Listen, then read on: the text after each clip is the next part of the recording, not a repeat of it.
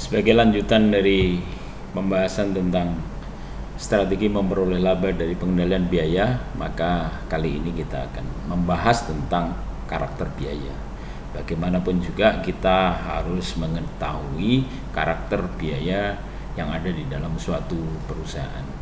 Untuk mengetahui karakter biaya perusahaan, maka saya menyarankan kepada Anda untuk pertama sekali Anda melihat di mana pool biaya itu. Untuk mengetahui pool biaya yang ada di dalam suatu perusahaan, Anda bisa menyiasati dengan melihat terlebih dulu rantai supply perusahaan. Nah, kalau kita bicara tentang rantai supply perusahaan, maka biasanya secara konsep dasarnya dimulai dari supplier. Supplier mengalir kepada input mengalir kepada proses mengalir kepada output mengalir kepada customer. Jadi dimulai dari pemasok akan mengirimkan bahan mentah, bahan perlengkapan dan lain-lain sebagainya, yang kemudian ini sebagai bahan untuk dilakukan proses pabrikasi atau proses bisnis lanjutannya, ya, untuk diproses menjadi suatu produk. Dan apabila sudah menjadi barang jadi, baru nanti itu akan disampaikan kepada konsumen. Tahapan dari pemasok, bahan mentah, proses bisnis internal, bahan jadi dan konsumen, di sini masing-masing tahapan ini ada biaya-biaya. Nah, semua biaya-biaya itu perlu diidentifikasi. Biaya apa saja? Tentu saja banyak sekali ragamnya. Atau Anda bisa juga melihat dari rantai nilai produksi. Rantai nilai produksi itu bisa Anda memulainya dari riset, kemudian dilanjutkan dengan desain dengan uji coba, kemudian produksi, kemudian pemasaran, distribusi dan pelayanan. Semua tahapan-tahapan dari rantai nilai produksi ini ada biaya-biayanya. Nah, biaya-biaya ini perlu diidentifikasi dengan cermat. Karena apa? Karena dari biaya-biaya itulah yang akan kita kendalikan. Tentu saja untuk melihat pengendalian biaya ini kita memang perlu cermat. Nah, pentingnya adalah melihat dari berbagai biaya di masing-masing tahapan, atau melihat pool biaya ada pada tahapan-tahapan tadi itu.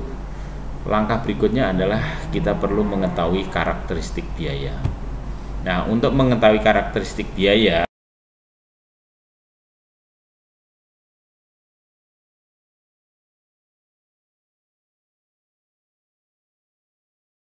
kita bisa melakukan klasifikasi biaya, misalnya dengan cara mengklasifikasi apakah ini biaya tetap atau biaya variabel, apakah biaya operasional atau biaya non operasional, apakah ini biaya relevan atau biaya irrelevan, apakah ini biaya langsung atau biaya tidak langsung. Ini penting sekali, ya. Karena apa? Karena dengan memahami masing-masing biaya ini, kita bisa melakukan pengendalian biaya. Kita bisa melakukan pengambilan keputusan atas biaya itu. Apakah biaya itu nanti ditambah atau dikurangi. Nah, bicara tentang klasifikasi biaya, sebagai contohnya misalnya kita bisa melakukan klasifikasi biaya tetap dan biaya variabel. Sebagai contoh di atas tadi itu.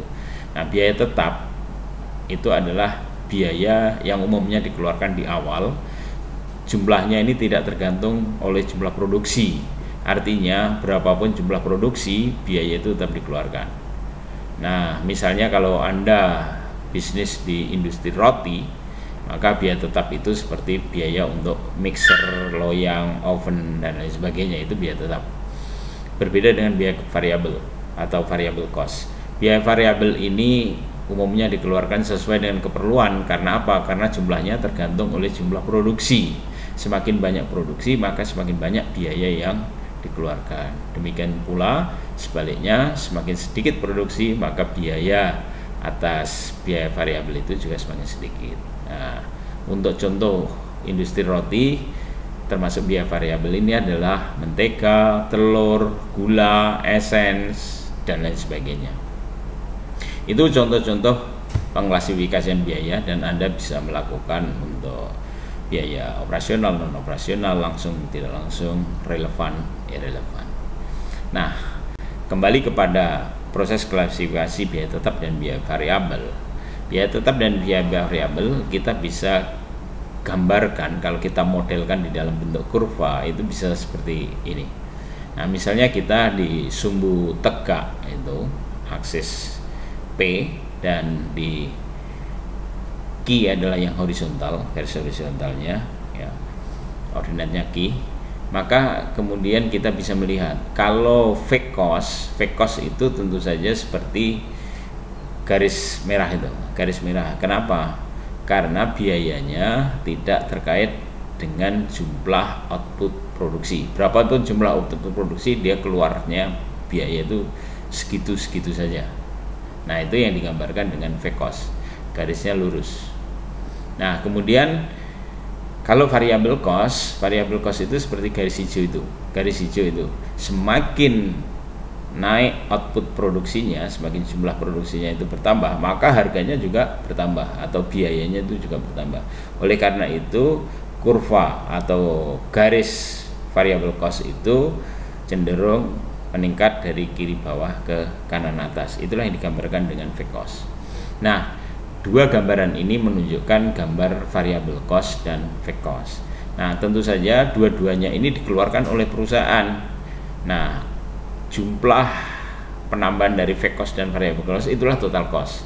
Artinya total cost adalah seluruh biaya yang dikeluarkan oleh perusahaan. Maka kemudian total cost itu bisa dirumuskan TC sama dengan FC plus VC.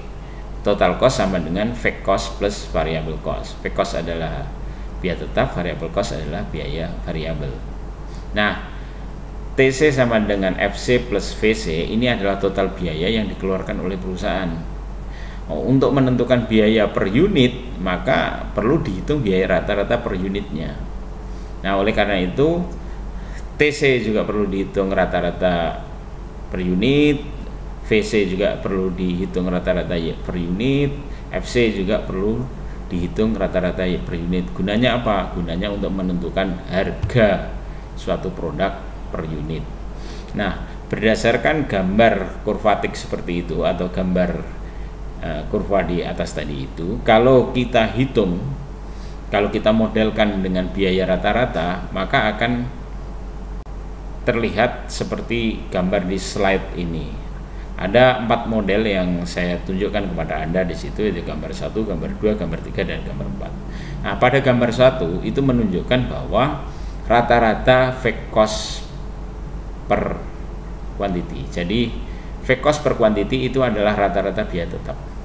Rata-rata biaya tetap berarti gambarnya adalah menurun dari kiri atas ke kanan bawah.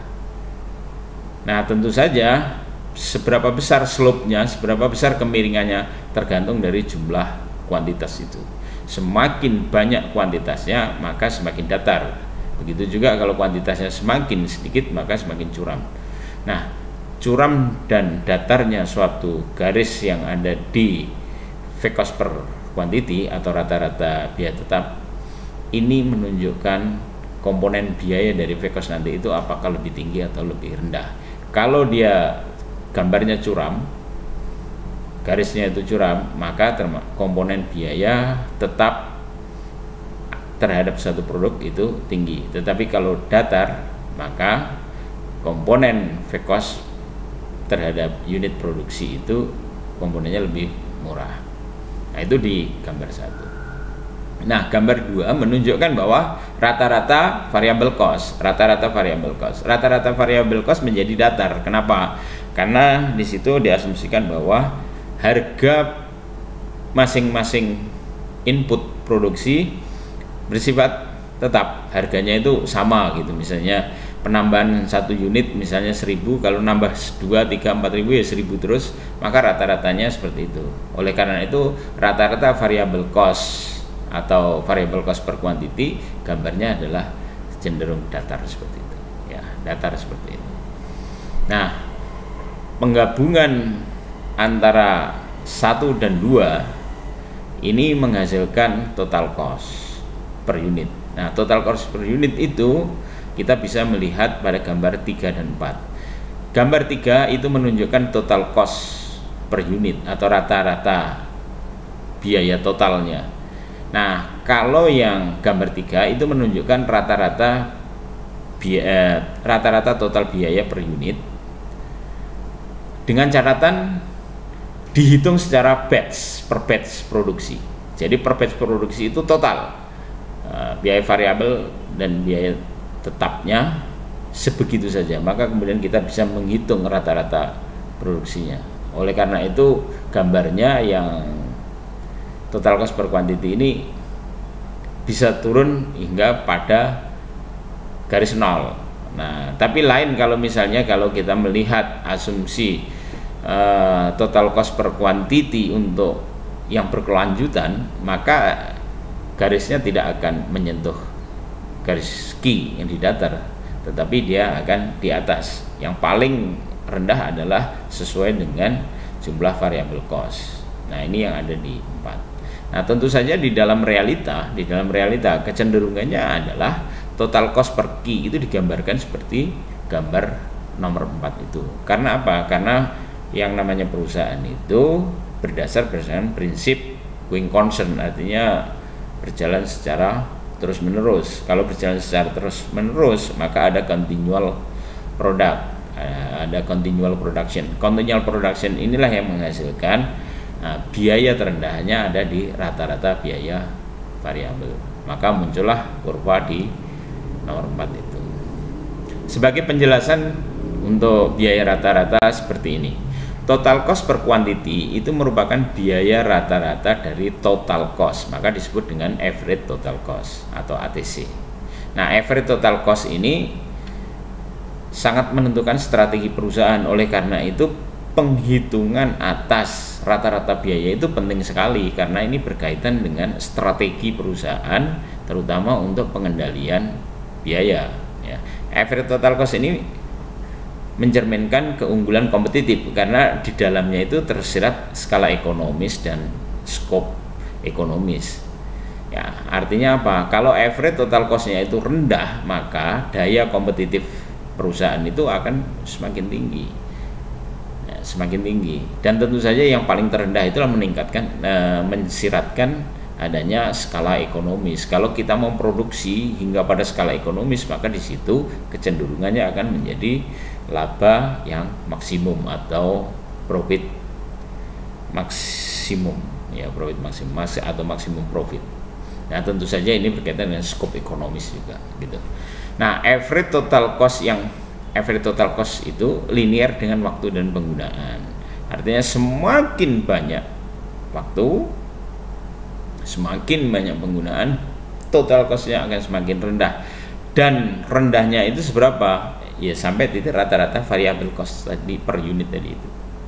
Maka gambarnya kalau di kurva itu tidak menyentuh titik nol.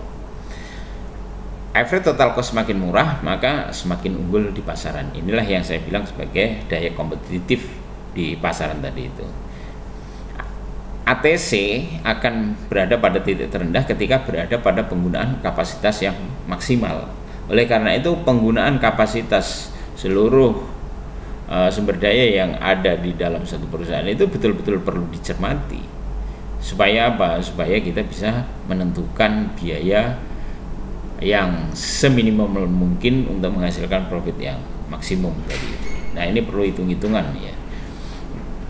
Nah, apabila terjadi over capacity atas sumber daya, itu justru akan mengakibatkan ATC yang meningkat.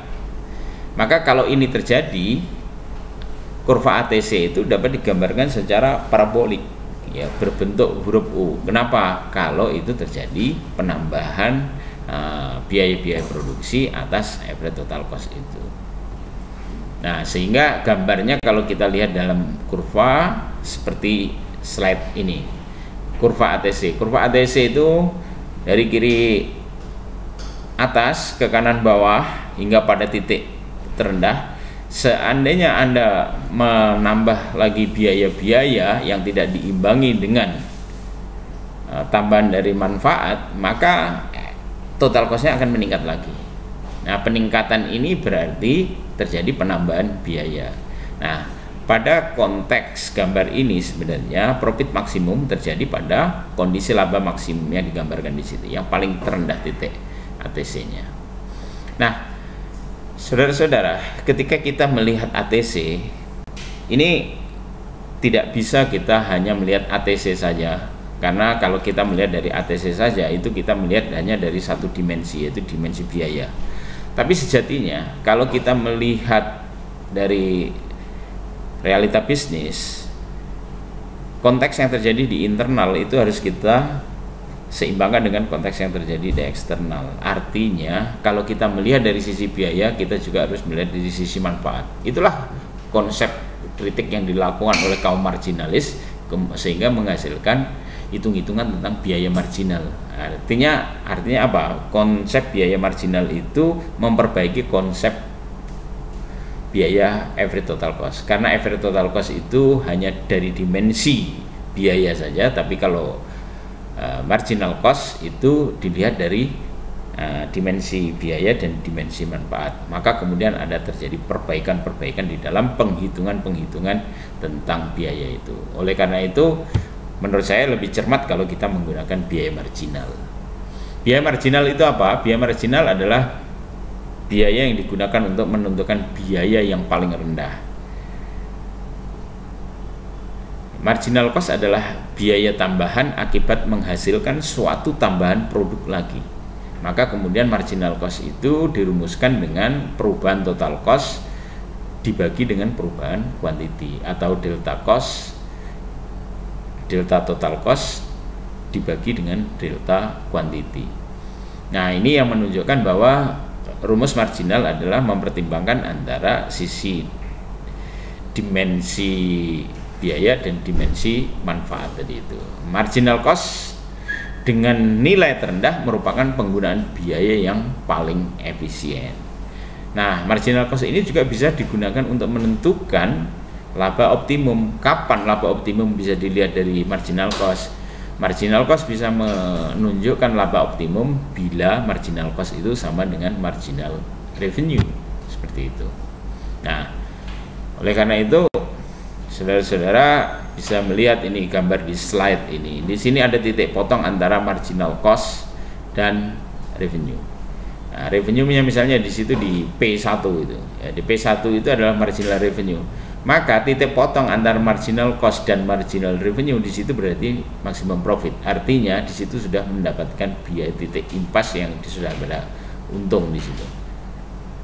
Nah, akan lebih baik tentunya di dalam bisnis itu jika laba atau pendapatan itu dinaikkan, misalnya dari P1 itu menjadi P0. Ketika P0, maka perpotongan antara marginal revenue dan marginal cost itu menjadi lebih di atas titik E, itu menjadi di titik E itu. Nah, ketika perpotongannya di titik E berarti dia di atas average cost. Di average cost, maka di situ perusahaan untung di atas normal. Inilah yang konsep ini adalah konsep yang digunakan untuk mengetahui di mana posisi laba suatu perusahaan itu. Ya, tentu saja kalau dikaitkan dengan strategi pengurangan biaya, maka di mana AC ini diterapkan, apakah di atas atau di bawah gitu. Semakin AC-nya itu di bawah garis perpotongan antara marginal revenue dan marginal cost, tentu saja untungnya akan semakin besar atau labanya semakin besar.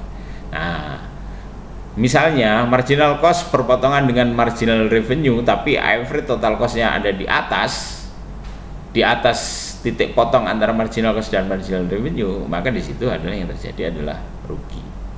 Nah, terkait dengan gambar ini, maka keterangannya adalah adanya perpotongan antara AC dan MC yang juga sama dengan tingkat harga atau sama dengan MR, memberi arti bahwa perusahaan dalam kondisi untung normal. Perusahaan dikatakan memperoleh untung normal apabila hasil penjualan totalnya itu sama dengan ongkos total. Nah, ongkos total di sini dimaksudkan adalah telah meliputi explicit cost dan implicit cost. Nah, kenapa? Karena ini konsep bisnis. Konsep bisnis itu harus melihat explicit cost dan implicit cost. Nah, itulah menjadi profit business. Profit business beda dengan profit accounting ya. Accounting itu beda. Kalau accounting itu berdasarkan transaksinya. Jadi explicit cost saja. Nah, di sini yang perlu Anda lihat explicit cost dan implicit cost. Jadi ketika harga di pasar itu dapat ditingkatkan menjadi lebih tinggi harganya, atau lebih besar dibanding AC, maka perusahaan mengalami keuntungan yang lebih normal. Nah, keuntungan itu dicapai ketika output produksi akan meningkat juga gitu. Nah, besarnya keuntungan ditunjukkan oleh area persegi panjang yang biru tadi itu, area biru itu. Laba jenis ini hanya akan bersifat jangka pendek karena tingkat perolehan laba seperti ini akan menimbulkan daya tarik pemain baru yang kemudian menjadi pesaingnya. Oleh karena itu, di dalam kita menentukan strategi atas laba itu, kita harus hati-hati. Kita bisa saja men-setting harga tertentu sehingga menghasilkan laba tertentu, tetapi kalau itu labanya terlalu tinggi, itu justru menimbulkan daya tarik untuk kompetitor untuk masuk ke dalam bisnis itu. Nah, ini juga perlu menjadi pertimbangan. Itu alternatif pertama yang menunjukkan kondisi untung. Nah, ada juga bisnis tentu saja bisa digambarkan dalam bentuk kurva ini ya. Kondisi belum untung tapi masih bisa berjalan. Kapan itu terjadi? Kalau gambarnya seperti yang ada di slide ini. Misalnya marginal cost-nya berpotongan dengan marginal revenue berada di P0 ini ya, P0 ini. Yang dia berada di bawah garis AC, average cost, tetapi dia di atas average variable cost. Ya. Kalau revenue-nya itu berada di antara average cost dan average variable cost, maka di situ perusahaan tentu saja rugi, ya rugi, belum untung, tetapi masih bisa berjalan. Alasannya apa? Karena di situ sudah pendapatannya itu sudah melebihi average variable cost. Nah, tentu saja kerugiannya di mana? Kerugiannya di fixed cost. Nah, karena kerugian di fixed cost, maka bisa diatur strategi. Nah, fixed cost-nya itu dibikin lebih datar lagi. Kalau lebih datar lagi, maka komponen fixed cost per quantity itu akan menjadi lebih rendah. Nah, atau cara yang lain adalah memperpanjang usia dari fixed cost itu melalui strategi penyusutan. Nah, ini biasanya dilakukan oleh perusahaan-perusahaan yang baru saja melakukan ekspansi, atau baru memulai bisnisnya. Dia akan menggunakan strategi seperti itu. Yang penting pendapatannya itu di atas average variable cost. Meskipun berada di bawah dari average fixed cost, tidak masalah karena average fixed cost itu bisa diatur strateginya, bisa lebih fleksibel seperti itu. Ya, tentu saja kondisi ini juga harus dikerangkai dengan waktu, pada usia berapa harus segera kembali recovery sehingga nanti itu menghasilkan titik impas, dan titik impas kemudian kalau dipacu lagi akan menghasilkan profit. Ini perlu strategi yang matang terhadap seperti itu. Itu kondisi kedua. Kondisi ketiga adalah kondisi rugi dan harus berhenti. Kapan? Ya, jika pendapatan suatu perusahaan, pendapatan suatu perusahaan itu berada di bawah average variable cost, maka perusahaan berada dalam kondisi rugi dan itu harus ditutup. Karena apa? Biayanya tidak mencukupi, untuk variable cost-nya saja tidak mencukupi. Kalau itu berkelanjutan, maka akan membangkrutkan suatu perusahaan. Oleh karena itu, 3 kondisi tadi itu harus dicermati. Kondisi untung, kondisi belum untung tapi masih bisa berjalan, dan kondisi rugi dan harus berhenti adalah seperti sekarang ini. Oleh karena itu, saudara-saudara, strategi menghasilkan laba melalui pengendalian biaya ini penting. Ada teori-teorinya yang seperti ini. Nah, caranya apa? Caranya tentu saja kita melihat, mencermati dari average cost, average variable cost, marginal cost. Ini perlu diatur di mana nanti itu yang akan menghasilkan kondisi keuntungan ataupun di mana yang menunjukkan kondisi kerugian, itu harus dicermati. Ya, itulah theoretical dasar atau theoretical yang penting bagi seorang manajer untuk mendesain bisnisnya agar selalu menguntungkan. Demikian saudara-saudara, bila ada pertanyaan-pertanyaan dan komentar-komentar yang berkaitan dengan ini, silakan untuk dituliskan di dalam kolom komentar. Terima kasih atas perhatiannya. Assalamualaikum warahmatullahi wabarakatuh.